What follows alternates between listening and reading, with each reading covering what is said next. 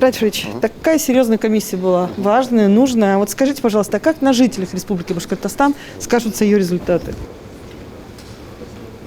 Вот мы же сегодня говорили, что увеличится потребление газа. Это о чем говорит? Что мы доводим газ до большего количества домовладений, то есть у нас довольно большое количество еще населенных пунктов, где нету газа. И когда вот мы ездим по району, ну, вы сами знаете, люди подходят, дайте нам газ, дайте нам газ.